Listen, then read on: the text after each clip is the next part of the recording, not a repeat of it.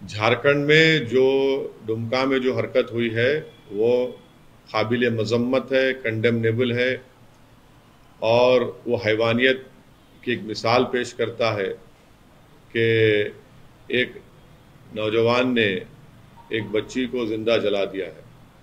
تو جتنا بھی اس کا کنڈیم کیا جائے کم ہے، اور میں اس کو پورے سخت الفاظ میں اس کا نہ صرف کنڈیم کرتا ہوں بلکہ جھارکھنڈ کی سرکار سے یہ مطالبہ بھی کرتا ہوں کہ اس کیس کو اچھی طرح سے ڈیل کرے، اور اگر ہو سکے تو ایک کورٹ کو ڈیزگنیٹ کروائے اور وہاں پر یہ کیس چلایا جائے اور اس کو سخت سے سخت سزا دلائے قانون کے تحت.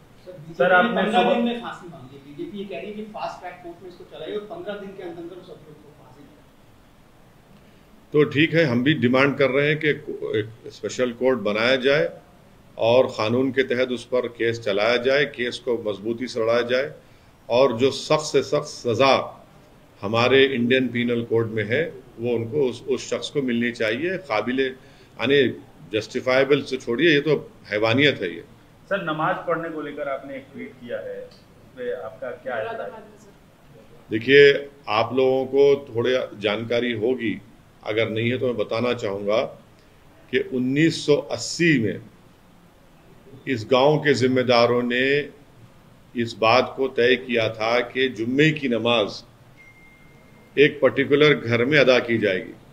تو 1980 سے ایک مسلمان کے ذاتی مکان میں یہ جمعے کی نماز ادا ہو رہی ہے 1980 سے. اب اچانک آپ آ کر وہاں پر کہتے ہیں کہ نہیں، آپ نماز نہیں پڑھیں گے وہاں پر. میرا ذاتی گھر ہے، میں اپنی ذاتی پراپرٹی میں نماز پڑھ رہا ہوں. کیا کوئی مسلمان کسی اور سمودائے کے ریلیجیس پریئرز کے اوپر کوئی اعتراض کر رہا ہے کیا؟ تو یہ تو سراسر ناانصافی ہے، ظلم ہے. یہ آپ کیا ڈیمانڈ کرتے ہیں؟ ڈیمانڈ کیا کر رہے ہیں؟ ڈیمانڈ کیا ہے کہ میرے کو آرٹیکل 25 میں فریڈم آف ریلیجن ہے. میں اپنے ذاتی مکان میں وہاں پر اس گاؤں کے ذمہ داروں کی بات یہ طے ہوئی تھی کہ جمعے کی نماز میں پڑھ رہے ہیں. ابھی کیا ہے اس میں؟ اب نہیں پڑھنا نماز، یہ کیا بات ہے؟ ارے 1980 سے نیوسنس نہیں کریٹ ہو رہا، آپ کیسا کریٹ ہو رہا ہے بھائی؟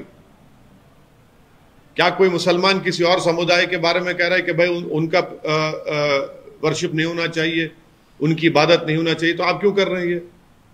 آخر اب اگر میں گھر میں نماز نہیں پڑھوں گا تو کہاں پڑھوں گا؟ روڈ پہ پڑھے تو آپ بولتے روڈ پہ نہیں پڑھ سکتے، جبکہ سپریم کورٹ نے کہہ دیا کہ بھائی نماز آپ کہیں بھی پڑھ سکتے. مسجد آپ کے لیے اسینشل فیچر نہیں ہے، سپریم کورٹ نے کہہ دیا. اب ہم گھر میں پڑھ رہے ہیں تو اس پر اعتراض کیا؟ یعنی آپ تو چاروں طرف سے آپ ہم کو دبا دینا چاہ رہے ہیں.